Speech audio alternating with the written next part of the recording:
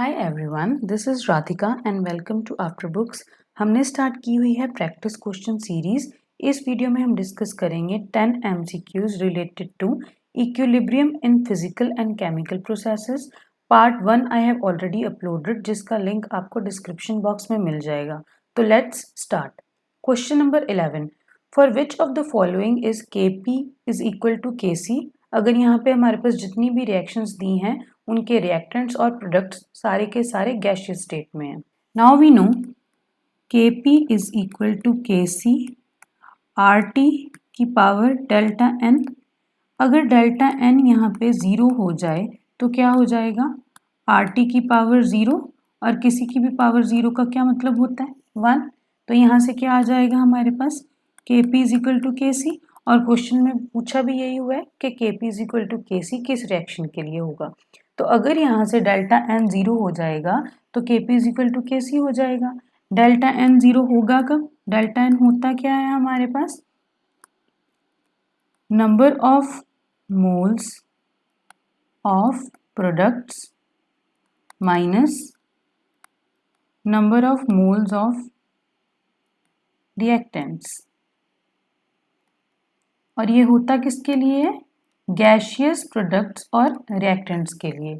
ठीक है, तो बस अब हम इक्वेशंस को कंपेयर करेंगे। जिस इक्वेशन में राइट हैंड साइड और लेफ्ट हैंड साइड पे इक्वल नंबर ऑफ मोल्स आ जाएंगे, मतलब उसी रिएक्शन के लिए Kp will be equal to Kc। Option 1 में अगर हम देखें, रिएक्टेंट्स में कितने मोल्स?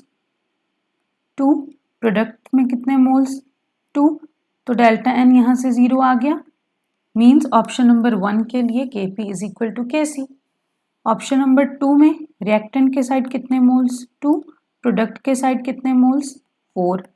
तो ये तो अनइक्वल आए, इसीलिए इस रिएक्शन के लिए Kp will not be equal to Kc। Third option के लिए रिएक्टेंट में टोटल 4 मोल्स, प्रोडक्ट में total 2 moles. Number of moles of reactants is not equal to number of moles of product, तो यहाँ पे इसमें भी Kp will not be equal to Kc। Option number 4 में रिएक्टेंट के मोल्स 2, प्रोडक्ट के moles भी कितने? 2। तो डेल्टा n यहाँ पर भी 0, और इसीलिए ये जो रिएक्शन है इसमें भी Kp is equal to Kc। तो करेक्ट ऑप्शन कौन सा हो गया? Option number 1 and option number 4। Question number 12. For the reaction SO2 plus half O2 is in equilibrium with SO3, अगर Kp is equal to Kc RT की power x है, तो यहाँ पे वैल्यू ऑफ x क्या होगी? अभी अभी हमने किया है कि Kp is equal to Kc RT की पावर डेल्टा n। यहाँ पे क्या किया है हमें क्वेश्चन में? बस डेल्टा n की जगह पे क्या दे दिया है? x दे दिया है। तो बस x की वैल्यू हम कैसे कैलकुलेट कर लेंगे? number of gaseous moles of products minus number of gaseous moles of reactants।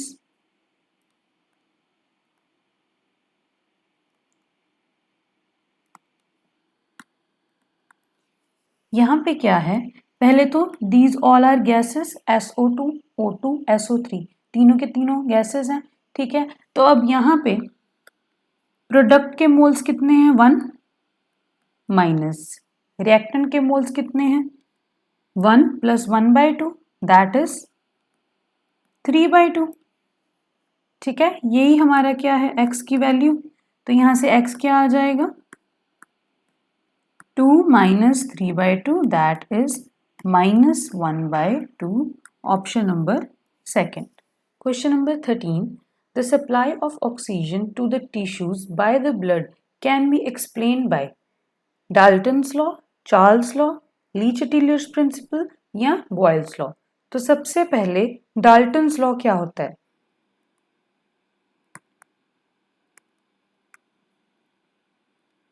Now, according to Dalton's law, in a mixture of non-reacting gases, total pressure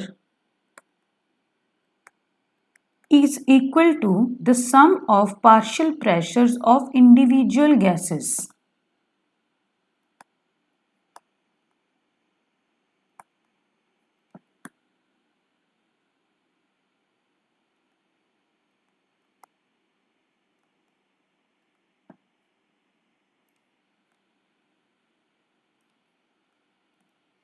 okay, तो जो डाल्टन्स लॉ है वो तो हमारे पास किससे रिलेटेड है, प्रेशर से related है।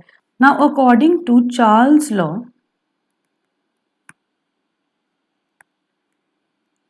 temperature is directly proportional to volume at constant pressure, that is T1 by T2 is equal to V1 by V2। तो चार्ल्स लॉ में हमारे पास किसके और किसके बीच में रिलेशन आ रहा है, टेम्परेचर और वॉल्यूम के बीच में। बात करें अगर बॉयल्स लॉ की, तो बॉयल्स लॉ के according pressure is inversely proportional to volume at constant temperature, that is P1 by P2 is equal to V2 by V1। तो बॉयल्स लॉ किसके और किसके बीच में रिलेशन दे रहा है, प्रेशर और वॉल्यूम के बीच में। अब अगर हम अपने ऑप्शंस देखें तो जो डाल्टन्स लॉ है वो तो हमारे पास प्रेशर्स की बात कर रहा है। तो by the definitions of Dalton's law, Charles law और Boyle's law, this is clear कि जो भी हमारा सप्लाई ऑफ ऑक्सीजन है टू द टिश्यूज वो हम इन तीनों से एक्सप्लेन नहीं कर सकते। तो आंसर तो हमारा यहाँ से क्या हो गया, Le Chatelier's principle. According to Le Chatelier's principle, if a reaction is in equilibrium और हम उस पर कोई चेंज करने की कोशिश करते हैं तो जो रिएक्शन है वो उस डायरेक्शन में शिफ्ट हो जाएगी जहाँ पे वो उस चेंज को अंडू कर सके। कहने का मतलब क्या है, अगर हम रिएक्शन देखें हीमोग्लोबिन की with oxygen, this is in equilibrium, form क्या होता है यहाँ पे हमारे पास ऑक्सीजनेटेड हेमोग्लोबिन, और इसे हम क्या बोलते हैं, deoxygenated haemoglobin. Now we know in lungs amount of oxygen is मोर।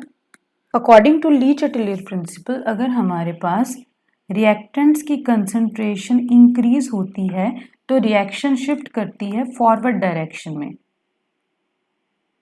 मतलब जितना हमने रिएक्टेंट इंक्रीज किया, जो रिएक्शन है वो उतना ही प्रोडक्ट इंक्रीज करने की कोशिश करेगी ताकि जो रिएक्शन है उसका इक्विलिब्रियम मेंटेन रहे। तो यहाँ पे हमने O2 की जब कंसंट्रेशन को इंक्रीज किया तो क्या होगा, रिएक्शन फॉरवर्ड डायरेक्शन में शिफ्ट होगी और क्या बनेगा हमारे पास, oxygenated haemoglobin. Now similarly tissues में क्या होता है,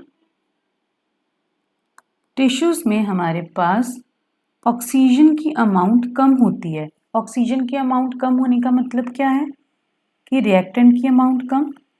जब रिएक्टेंट की अमाउंट कम होती है तो रिएक्शन खुद को बैकवर्ड डायरेक्शन में शिफ्ट करती है ताकि वो ये जो रिएक्टेंट हमारा डिक्रीज कर रहा है इसको दोबारा से इंक्रीज कर सके और रिएक्शन इक्विलिब्रियम में रहे। ठीक है, तो दिस इज हाउ हमारा जो ली चैटेलियर प्रिंसिपल है वो कंट्रोल करता है the supply of oxygen to tissues by the blood. In the reaction given, which of the following combination of pressure and temperature gives the highest yield of Z at equilibrium? This is the reaction given to us. Now in the reaction given हमारे पास heat release हो रही है in products।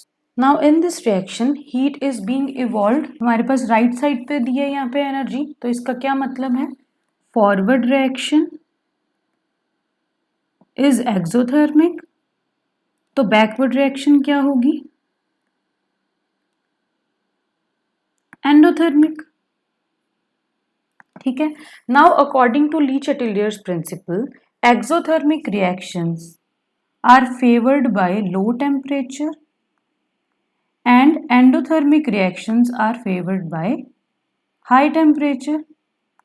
Question में हमें दिया ये है कि हमने Z की यील्ड को इंक्रीज करना है, तो Z की यील्ड को इंक्रीज करने का मतलब कि रिएक्शन फॉरवर्ड डायरेक्शन में जाए। तो फॉरवर्ड डायरेक्शन में रिएक्शन कब जाएगी, जब टेम्परेचर लो होगा। यहाँ पे क्या है, दो केसेस में टेम्परेचर 100 डिग्री है, दो केसेस में टेम्परेचर 500 डिग्री है, तो हमें लो टेम्परेचर चाहिए, मींस ये और ये ऑप्शन तो यहाँ से इनकरेक्ट हो गए। अब हम बात करते हैं in terms of pressure. Now suppose we increase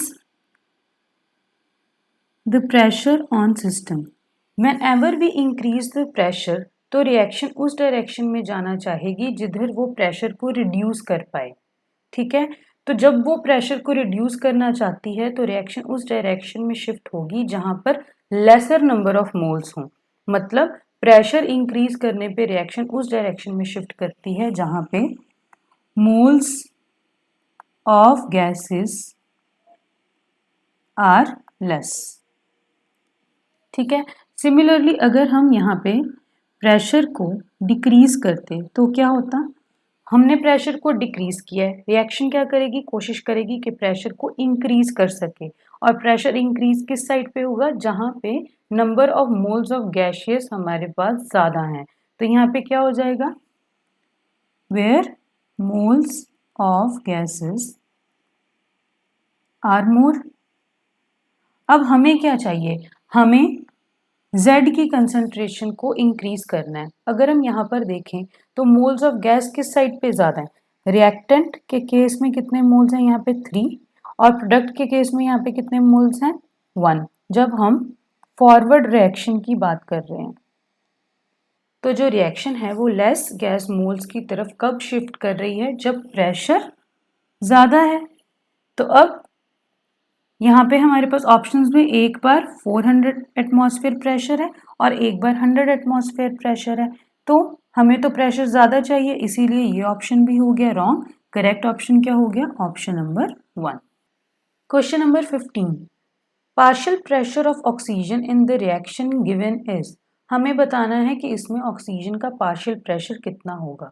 now we know Kp, मतलब जब हम इक्विलिब्रियम कांस्टेंट को in terms of pressure calculate करते हैं तो क्या आता है हमारे पास? Partial pressures of products upon partial pressures of reactants. तो यहाँ पे क्या है हमारे पास? जो भी प्रोडक्ट्स और रिएक्टेंट्स हैं जिनकी हम बात कर रहे हैं, they should be in gaseous state. For solids we do not consider the value. तो जो पार्शियल प्रेशर है वो हम सिर्फ किसके लिए बात कर रहे हैं? गैसियस रिएक्टेंट्स या गैसियस प्रोडक्ट्स के लिए। तो यहाँ पे हमारे पास Ag2O भी सॉलिड है, इसे भी हम कंसिडर नहीं करेंगे। Ag भी सॉलिड है, इसे भी हम कंसिडर नहीं करेंगे। तो Kp की वैल्यू क्या आ गई? Partial pressure of gaseous product molecules upon partial pressure of gaseous reactant molecules. तो रिएक्टेंट मॉलिक्यूल तो यहाँ पे सॉलिड ही है और एक प्रोडक्ट भी सॉलिड ही है, तो क्या आ जाएगा यहाँ से direct? Kp is equal to partial pressure of oxygen, because oxygen ही यहाँ पे गैसियस फॉर्म में है। तो क्या हो गया यहाँ पे? पार्शियल प्रेशर ऑफ ऑक्सीजन किसके इक्वल आ गया? Kp के। That is option number 1। Question number 16, हमें ये रिएक्शन दी है और ये बताया कि इसका जो टोटल प्रेशर है इक्विलिब्रियम पे that is 9 atmosphere. Now according to Dalton's law, total pressure is equal to sum of partial pressures of all gases present in the mixture। यहाँ पे क्या है? रिएक्टेंट तो सॉलिड है, तो जो टोटल प्रेशर होगा वो किसके कारण होगा? इन दोनों के कारण, that is partial pressure of NH3। अब NH3 का यहाँ पे कोएफिशिएंट क्या है? 2। तो यहाँ पे क्या हम मल्टीप्लाई कर देंगे? Into 2 plus partial pressure of H2S। अब टोटल प्रेशर की वैल्यू क्या गिवन है? हमें 9। ठीक है, मान लेते हैं कि जो H2S है उसका जो पार्शियल प्रेशर है दैट इज x। अगर H2S का पार्शियल प्रेशर x है तो NH3 का पार्शियल प्रेशर क्या होगा? 2x।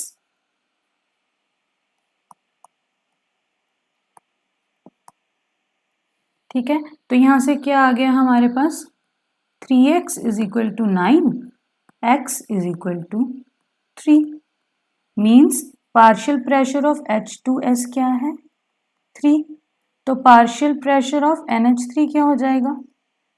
2 into partial pressure of H2S, that is 2 into 3 is equal to 6। Now we know Kp is equal to partial pressure of products upon partial pressure of reactants, given कि ये सब किस form में होने चाहिए? Gas form में। अब यहाँ पे क्या है? जो रिएक्टेंट है that is in solid form. Solid form में है तो इसको तो हम कंसिडर नहीं करेंगे। बचे क्या हमारे पास? सिर्फ प्रोडक्ट्स। तो क्या आ जाएगा Kp, partial pressure of NH3। अब रिएक्शन में था क्या हमारे पास, NH3 का कोफिशिएंट 2, तो जो भी NH3 का कोफिशिएंट होता है वो पावर में चला जाता है। तो यहाँ पे क्या आ जाएगा, पार्शियल प्रेशर ऑफ NH3 का square into partial pressure of H2S। ठीक है, तो पार्शियल प्रेशर ऑफ NH3 है क्या हमारे पास 6, तो ये आ गया 6 का स्क्वायर इनटू H2S का पार्शियल प्रेशर वो क्या है 3, तो ये क्या आ गया 36 इंटू 3 दैट इज 108। तो करेक्ट ऑप्शन कौन सा हुआ, option number C, that is 108 atmospheric cube. Question number 17th. At constant temperature, the dissociation constant of various gaseous oxides are given. इसमें से हमें बताना है कि सबसे स्टेबल ऑक्साइड कौन सी होगी। तो सबसे पहले तो हम इसमें से किसी भी एक का डिसोसिएशन करके देखते हैं क्या बनेगा। अगर हम A2O का डिसोसिएशन करें तो ये क्या बन जाएगा हमारे पास, जैसे हम H2O का डिसोसिएशन करते हैं तो क्या बनता है हमारे पास H2 प्लस हाफ O2। ठीक है, तो सिमिलरली अगर हम A2O का डिसोसिएशन करेंगे क्या बनेगा हमारे पास A2 प्लस हाफ O2। तो अगर यहाँ से हम डिसोसिएशन कांस्टेंट की वैल्यू निकालें तो वो क्या हो जाएगा हमारे पास, concentration of A2 into concentration of O2 की power half upon concentration of A2। यही तो आएगी डिसोसिएशन कांस्टेंट की वैल्यू, और इसी को हम बोलते क्या हैं Kc। ये एक्सप्रेशन ही तो हमारा Kc के लिए होता है कि concentration of products upon concentration of reactants. तो यहाँ पे वैल्यूज क्या गिवन है, A2O के लिए 4 इंटू 10, B2O के लिए 2 इंटू 10 टू द पावर -1, C2O 7 इंटू 10 टू द पावर -3, D2O 1 इंटू 10 to the power -2। Now we know Kc is inversely proportional to stability, और हमें चाहिए क्या, मोस्ट स्टेबल ऑक्साइड। तो सबसे स्टेबल ऑक्साइड कौन सी होगी, जिसकी Kc की वैल्यू सबसे ज़्यादा कम होगी, और इन सब में से Kc की वैल्यू सबसे ज़्यादा कम किसके लिए है, डिसोसिएशन कांस्टेंट के इक्वल है ना Kc, it is equal to dissociation constant. तो Kc की वैल्यू सबसे कम किसके लिए है यहाँ पर, C2O के लिए। तो the correct option is option number 3 that is C2O। सबसे कम डिसोसिएशन कांस्टेंट की वैल्यू तो सबसे कम Kc की वैल्यू, इसलिए सबसे ज़्यादा stability. A mixture of three gases X, Y and Z is enclosed in a vessel at constant temperature. When the equilibrium is established, तब इनमें से क्या होगा। Now we know हमारे पास क्या दी हैं, तीनों की तीनों गैसेस दी हैं और क्या है कांस्टेंट टेम्परेचर पे है, और हमने क्या किया, जब हमने इक्विलिब्रियम एस्टैब्लिश किया तब हमने बताना है कि क्या होगा। अब हमारे पास तीनों की तीनों गैसेस हैं, तीनों गैसेस होने का क्या मतलब है, जो गैसेस हैं उनका फेज क्या है, सेम फेज होने के कारण क्या होगा, ये सारी गैसेस जो हैं एक दूसरे में मिक्स हो जाएंगी। तो होमोजीनियसली मिक्स होने के कारण ये कैसा इक्विलिब्रियम बनाएंगी, होमोजीनियस इक्विलिब्रियम। इसीलिए option number 4 that is the gaseous will homogeneously mix throughout the vessel is the correct option. Question number 19th. Consider the reaction given. In a closed container at equilibrium at a fixed temperature, what will be the effect of adding more CaCO3 on an equilibrium concentration of CO2? Now we know Kp is equal to partial pressures of product upon partial pressures of reactants which are in gaseous state. अब यहाँ पे क्या है, ये solid form में है, ये भी सॉलिड फॉर्म में है, तो यहाँ पे Kp डायरेक्टली किसकी इक्वल आ गया, partial pressure of carbon dioxide, because सिर्फ यहाँ पे यही एक गैसियस स्टेट में है। तो मतलब partial pressure of carbon dioxide क्या हो गया, Kp which is a constant. तो अब यहाँ पे हम चाहे जितना मर्जी CaCO3 ऐड कर दें, उसका CO2 की कंसेंट्रेशन पे कोई भी इफेक्ट नहीं आएगा, बिकॉज वो एक कांस्टेंट है। तो option number second, that is it remains unaffected, is the correct option. Question number 20. Reaction given है हमारे पास, Kc की वैल्यू given है. If the molar concentration of each of A, B, C, D is 0.3, then हमें बताना है कि इन सारे options में से क्या होगा। नाउ क्या गिवन है हमारे पास कि सबकी जो मोलर कंसंट्रेशंस हैं दे आर 0.3। अब Kc क्या होता है, इक्विलिब्रियम कांस्टेंट की वैल्यू हमें गिवन है। Now at any temperature T, जब अभी हमारा इक्विलिब्रियम एस्टैब्लिश नहीं हुआ, क्या होगा, हम यहाँ पे कौन सा कांस्टेंट यूज करते हैं, Qc। एंड Qc की वैल्यू कैसे कैलकुलेट करते हैं, same concentration of products upon concentration of reactants. तो यहां से Qc की वैल्यू क्या आ गई हमारे पास 1। नाउ जब भी Qc की वैल्यू Kc के इक्वल आ जाए, मींस जो हमारा Qc है वो ही इस टाइम पे इक्विलिब्रियम कांस्टेंट है, मींस इस टाइम पे जो इक्विलिब्रियम है एस्टैब्लिश हो चुका है। अगर Qc की वैल्यू Kc से ज़्यादा आए, इसका मतलब क्या है कि जो रिएक्शन है वो अभी प्रोडक्ट्स के साइड पे है और उसे हम रिएक्टेंट्स के साइड पे लाना चाहते हैं। Reaction is in the side of products, ठीक है, मतलब प्रोडक्ट्स ज़्यादा फॉर्म हुए हैं। Now when Qc is less than Kc, इसका क्या मतलब है कि हमारे पास रिएक्टेंट्स की कंसंट्रेशन ज़्यादा है, तो हम क्या करेंगे, हम रिएक्शन को उस डायरेक्शन में शिफ्ट करवाएंगे जहाँ पर जो प्रोडक्ट्स हैं वो भी ज़्यादा फॉर्म हो सकें, ताकि हमारे पास जो रिएक्शन है वो इक्विलिब्रियम में आ जाए। तो when Qc is less than Kc, तब क्या होगा, रिएक्टेंट्स की वैल्यू ज़्यादा, और जब भी हमारे पास रिएक्टेंट की वैल्यू ज़्यादा होती है तो according to Le Chatelier principle the reaction shifts in forward direction. So which is the correct option? Option number 2, that is the reaction proceeds in forward direction. So this is it for this video. In the next video we will discuss the 10 MCQs related to ionic equilibrium.